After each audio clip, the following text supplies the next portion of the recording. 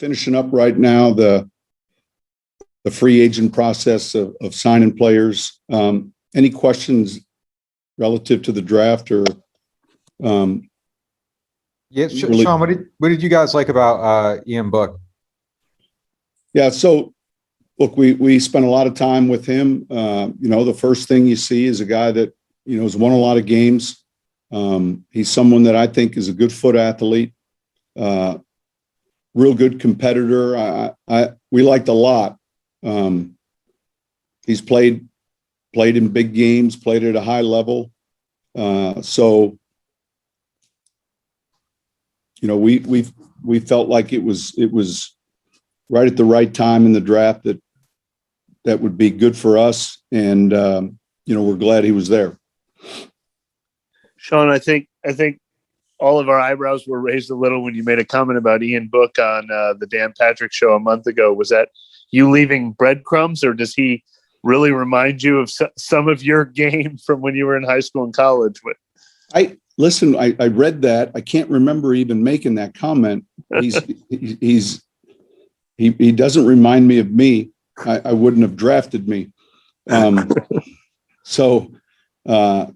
He's done a great job at Notre Dame. We've seen a lot of his tape, obviously, and watched a lot of film on him. Dan had to bring his name up because at that time, generally the host is kind of moving the direction of an interview. But it would have been so hard to even project where we were this weekend from that interview. Let me ask you this though.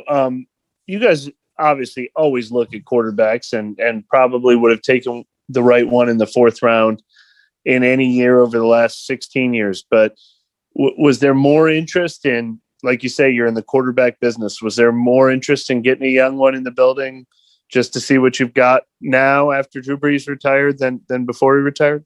Well, look, relative to the position, and I say this because it's a position that's played later with a lot of guys in their career. There are a lot of young guys that play. I think Trevor is a young quarterback prospect, although he's been in our league. So I don't think we treated this year differently because Drew had retired. I really believe that we had a real good grade on a player that matched right where we were in the process, and it fit. And look, I think going back in the last 15 drafts, there are times that we've had a good grade on quarterbacks that it just didn't work out. So in this case, it did. Sean, are there some similarities between Book's athleticism and what he can bring to the table from both a quarterback standpoint, similar to Taysom Hill and what he brings from a quarterback standpoint, and also the role that he can have in your offense away from the quarterback spot? Yeah, I can't say that. It's in fairness to Ian, it's hard to say that, because to appreciate Taysom is really to be here and he's a 238-pound player that he does things that are unique and to his skill set. So I think that would be a hard jump or leap, if you will. In fact, I know it would be. So that wasn't the vision when we selected the player, but we saw someone who was accurate, who threw the ball on time, who led his team to a lot of wins. He's been successful. We saw someone who was very competitive, and so that those were some important things that we valued, but it wasn't the vision that maybe would has become some of the things that Taysom does. Hey, along those lines, the last time you drafted a quarterback who didn't end up getting switched to tight end was in 2015. Has the way you evaluate the position changed as the game has changed a little bit, just with the athletes that are coming out of the position now?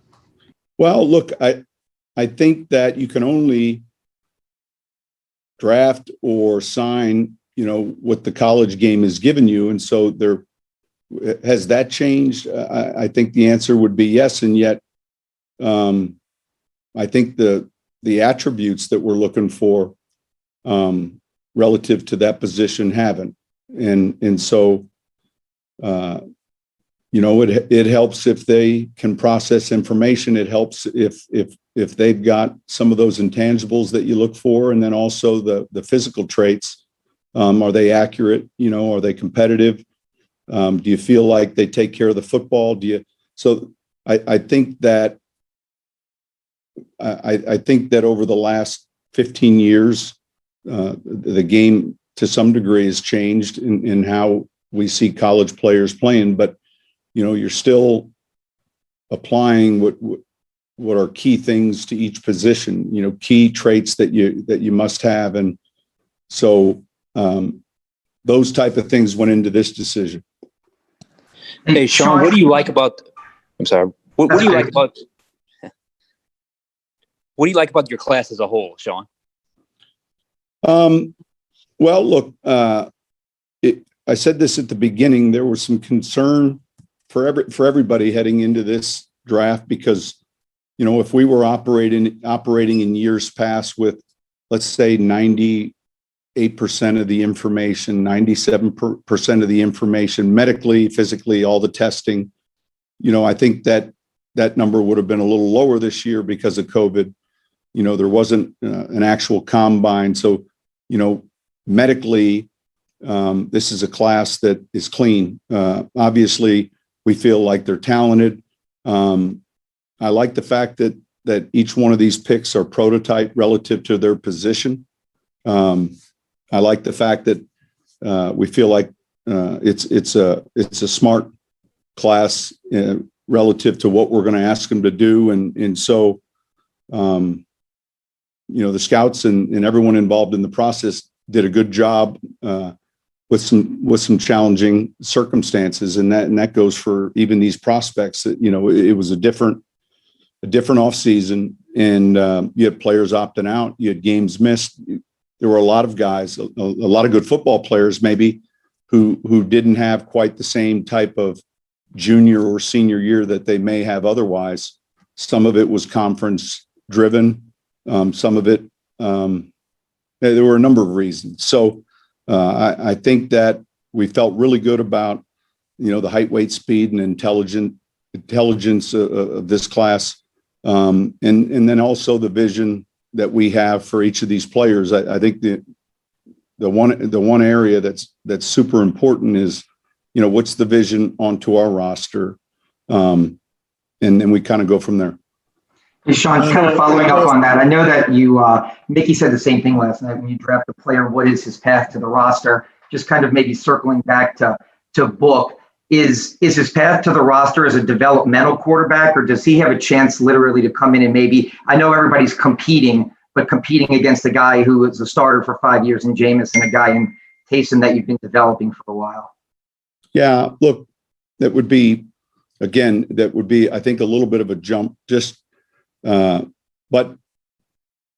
we're not going to ever put a ceiling on what we think a player might be able to do. But his job will be to come in here and as quickly as possible get up to speed with what we're doing, our terminology, and then we go from there. I understand the question, but I think that it starts with getting the player in the building and getting a chance to quickly start teaching and coaching what we do. The rest of it, that sometimes it takes longer, sometimes it doesn't. But I think he'll be a good fit with our room and with our team. Sean, after you guys weren't able to get in the top 10 for one of the top one or two cornerbacks, you guys stayed pat with your first and second round picks. Was any of that in relation to feeling like Adebo could be a good value later in the draft compared to the guys that would have cost more early, look, Mike, I think the challenge sometimes is trying to create what you think would be a pick to to play right away, if you will. Or I think, sometimes, and a lot of times, the draft comes to you then, and that's where we felt really good about the Payton Turner selection. So to leave that grade in hopes of another player that you might need more at a certain position, I think would be a mistake. And the key is getting them in the building and getting enough good football players in the building, and then the rest of it begins to sort itself out. And you look back 3 years from now, and you really get a chance to evaluate your class. I've said that before. So that's kind of the approach we took. And with Adebo specifically, was he? I mean, he was the first guy you moved up for in this draft. Was he a guy that you had a real good vision for? Right. There was, and at the right place. And he was one that you didn't play as much this past season, but I think that had a lot to do with the conference he was in, the Pac-10. There were quite a few Pac-10 players that ended up not playing their last year. We like all of his traits, every one of them, and Mickey alluded to it last night. Yeah, we feel like we're drafting a good football player, and we'll begin that process of developing him shortly. Sean, will you guys look to maybe add a veteran to that mix in addition to him, or do you think he could be ready enough to maybe take that other job right away? No, listen, he'll compete like all of these guys will, and I wouldn't say we're definitely going to, but I wouldn't also discount that we might look to sign another player. We didn't fill up every spot tonight in free agency with the undrafted player because there's still a grade that we're looking to sign. So we'll have enough. Clearly, we'll have enough, wiggle room, as most teams will, heading into the spring. Hey, Sean, going back to the just draft process itself, were there any players in this draft that you just sort of had to stay away from just because you didn't have enough information, or you just are not enough? I don't know. Certainly there were some red and blue tags like we have every year. I don't know that we put a red or a blue tag on a player because we didn't have enough information. Certainly, here's how it impacts a possible medical player. Oftentimes a player will have a certain medical grade. There'll be a combine physical. There'll be certain things that everybody in the league will have a chance to see. There'll be follow-ups. That's pretty normal.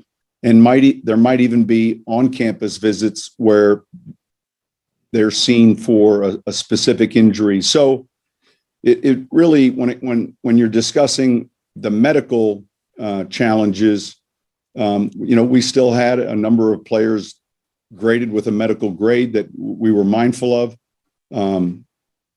So there in some cases, there wasn't that clean clarity relative to an injury, if that makes sense. Now, were there additional players below the board, if you will? I don't know that it would be hard to point to a bigger amount, but I know after our first medical meeting, when we went through all the prospects, there were a number of tests still being taken place, exams or images that we were waiting on. And, like every team, you're trying to collect those as quickly as you can prior to the draft beginning. Sean, can you run down the general position visions for Werner, Young, and Baker? Yeah, let me just go through each one of them. It's a good question. We list a position, and we think Payton is a defensive end that can play on either side. You'd say you do see him with prototype height, weight, and size. He's got good length. We feel like he plays the run and the pass equally well, and so he'd be an end. Pete Werner is someone that we saw position flex with. We'll probably start him out at will. He's someone that can play will to Mike, but certainly a stack linebacker or an inside linebacker.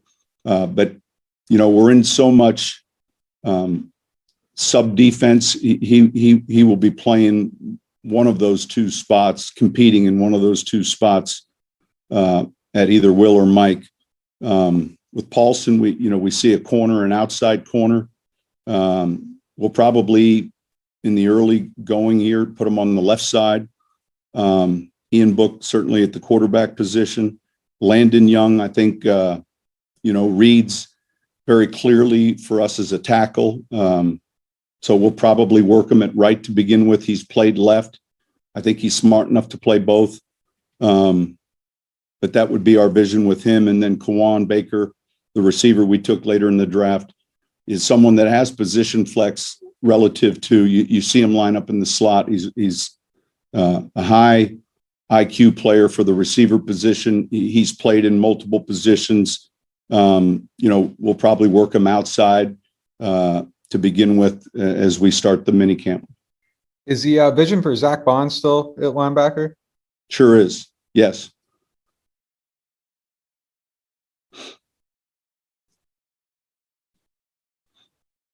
All right. Thank you, guys. Thanks, Sean.